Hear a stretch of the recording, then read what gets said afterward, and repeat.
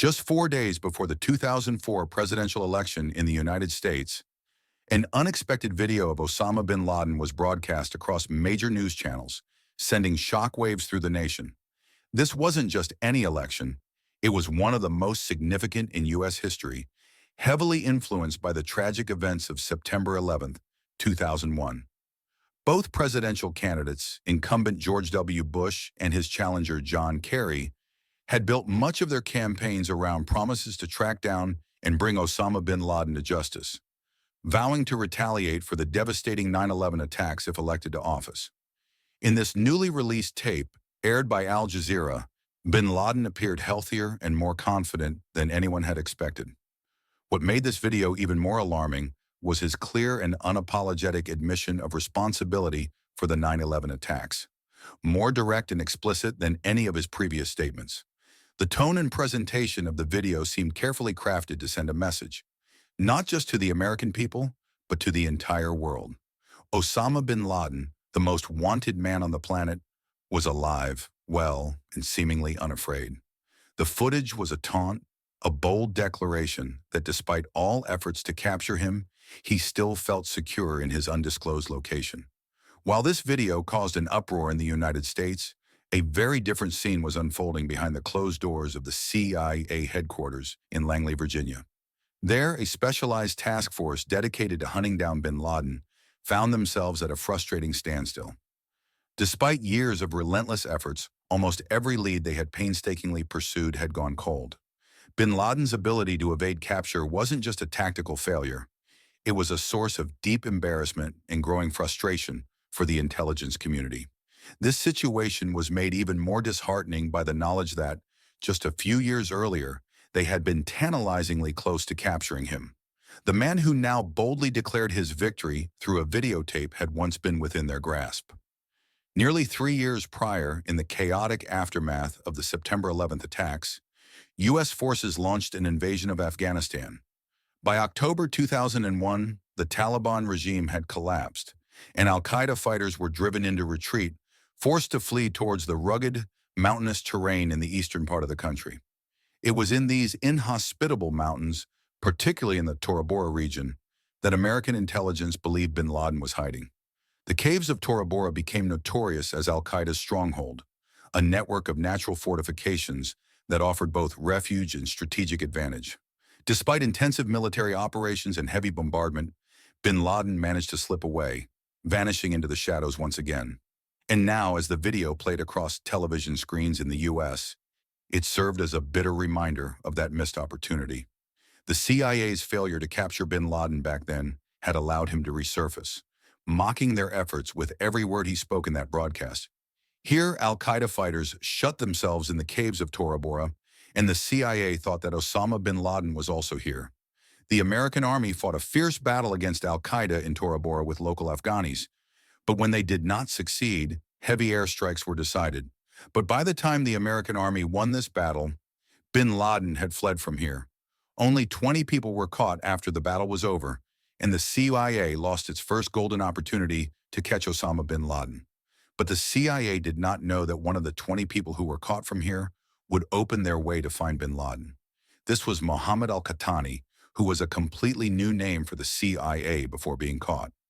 He himself denied connection to al-Qaeda and said that he had come to Afghanistan to hunt falcons.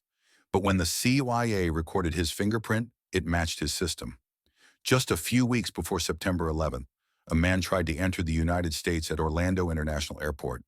He had $2,800 cash and a one-way ticket. The customs agent did not give him permission to enter the United States, and he was sent back from there. This man was none other than al-Qahtani, who was caught from the caves of Tora Bora, whose fingerprint was already recorded in the CIA system. The CIA had another reason to connect Mohammed al-Qahtani with al-Qaeda. Just the same day and at the same time when he tried to enter the United States, a call was made to the telephone number of al-Qaeda in the UAE from the phone booth of Orlando International Airport. Because al-Qahtani was at the airport at that time, the CIA suspects that this phone call was made by someone who had come to receive al-Qahtani at that time. In addition to the phone call, the FBI also found an unregistered car in the parking lot of Orlando International Airport that day. This car was rented by Mohammed Atta, the same Mohammed Atta who crashed the American Airlines Flight 11 from the northern tower of the World Trade Center in the 9/11 attack. All these incidents had some connection with Mohammed al-Qahtani. The investigation team found that al-Qahtani also had to take part in the 9/11 attacks and hijack the United Airlines Flight 93. The flight, which could not complete its purpose in 9/11 and crashed in Pennsylvania when passengers were trying to regain control of the plane. After all these investigations and connections, al-Qahtani was interrogated again, and this time he made his connection with al-Qaeda. 3 months later, in March 2002, another member of al-Qaeda named Abu Zubaydah was arrested, who worked to deliver different goods to the group. He helped the CIA to catch Khalid Sheikh Mohammed, and he was also caught after a year. Khalid Sheikh Mohammed was the commander of al-Qaeda, who had planned the 9/11 attacks. Mohammed al-Qahtani told the CIA that Khalid Sheikh Mohammed introduced him to a person who was a new name for the CIA, Abu Ahmed al-Qaeda, who had trained Qahtani. All this information was helping the CIA to understand the structure of al-Qaeda, but it was not enough to reach Osama bin Laden. The CIA tried its best, but after reaching Osama bin Laden, there was no information about him. His family members were also kept an eye on, but no one was in contact with bin Laden. The CIA only knew that bin Laden was sending messages from wherever he was. In the coming years, Osama bin Laden's audio tapes were released, and it was understood that he was only in contact with the leadership of al-Qaeda. Now, the CIA's strategy was to find al-Qaeda's courier network, the network of people who take messages from Osama bin Laden and send them to the other leaders of al-Qaeda. In January 2004, the Kurdish security forces arrested a man named Hassan Gul, who received a letter from Osama bin Laden. Hassan Gul was handed over to the CIA, where he revealed a very important secret during the interrogation. He said that Abu Ahmed al-Qaeda is bin Laden's personal courier. Yes, the same Abu Ahmed who also trained Mohammed al-Qahtani. Now, as the entire focus of the investigation shifts towards Abu Ahmed, the investigation team began to get different information about his character in al-Qaeda. According to Hassan Gul, Abu Ahmed had a very big role, while Khalid Sheikh Mohammed said that Abu Ahmed is not a big character, but he is a retired member. Next year, in May 2005, Abu Faraj al-Libi was also arrested. He was the commander of al-Qaeda after Khalid Sheikh Mohammed. He also denied Abu Ahmed's big role. All the members of al-Qaeda that the CIA had interrogated so far had a mixed opinion about Abu Ahmed. The CIA had no solid information other than the name of Abu Ahmed al-Qaeda. And the funny thing is that it was not even his real name. Its name meant Ahmed Kebab Kuwait. Let me tell you here that all the information that al-Qaeda members had revealed so far was not simply interrogation, but dangerous techniques were used for it, including various types of torture. For the next 2 years, the CIA tried very hard, but neither Abu Ahmed al-Qaeda nor Osama bin Laden were found.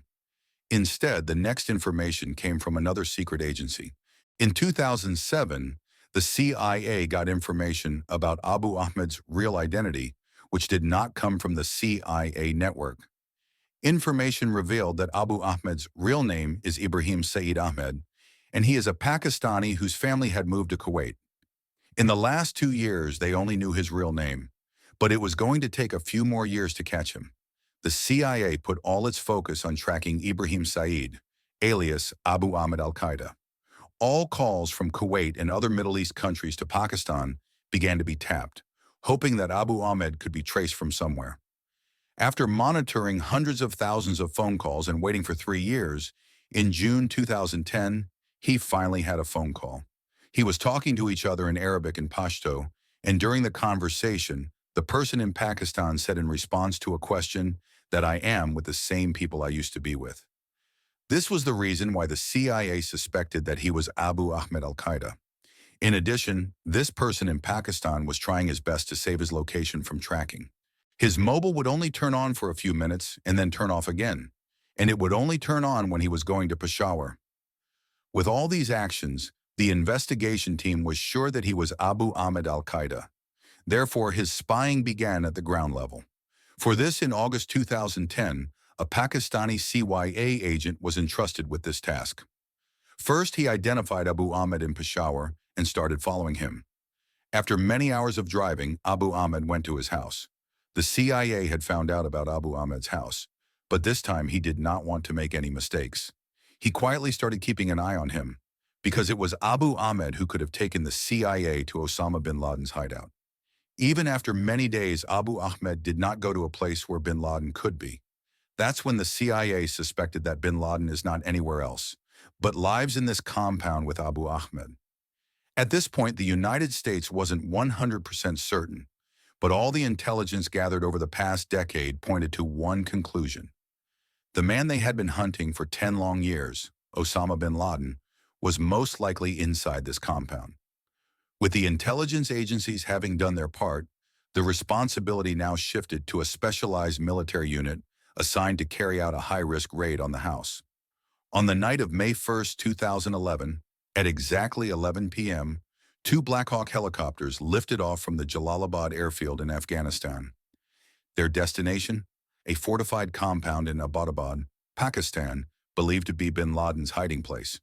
The mission itself was incredibly complex and fraught with challenges. First, the U.S. had made the decision not to inform Pakistan about the operation. This secrecy was critical because of concerns about potential leaks that could jeopardize the mission. Second, bin Laden's compound was located alarmingly close to the Pakistani military academy, akin to America's West Point, a fact that added an extra layer of risk. To mitigate these risks, the helicopters were equipped with advanced stealth technology designed to evade detection by Pakistani radar systems. The plan was precise and calculated. The entire operation was scheduled to last just 40 minutes. However, events on the ground unfolded faster than anticipated. Within the first 15 minutes, the Navy SEALs had successfully breached the compound and made their way to the third floor of the main building, where they encountered Osama bin Laden. Without hesitation, they engaged and killed him. The remainder of the operation involved securing the compound and neutralizing bin Laden's guards. After just 38 minutes from the initial breach, the SEALs were ready to extract. But the mission wasn't without its complications. One of the helicopters experienced mechanical issues during the operation, forcing an emergency landing within the compound. Unable to take off again, the SEALs were left with no choice but to destroy the helicopter to prevent sensitive technology from falling into the wrong hands. They packed up quickly, and all personnel, along with bin Laden's body, were evacuated in the remaining helicopter. According to U.S. officials, Osama bin Laden's body was transported to a U.S. Navy ship, and within 24 hours of his death, was buried at sea in the Arabian Sea. This decision was reportedly made with the consultation and approval of Saudi Arabia, bin Laden's home country. We hope you found this detailed breakdown of the mission both informative and engaging. If you enjoyed this video, please don't forget to like, share, and subscribe to True Crime Syndicate for more captivating content. Your support means the world to us, and we truly appreciate all your thoughtful comments. Thank you for watching, and we'll see you in the next video.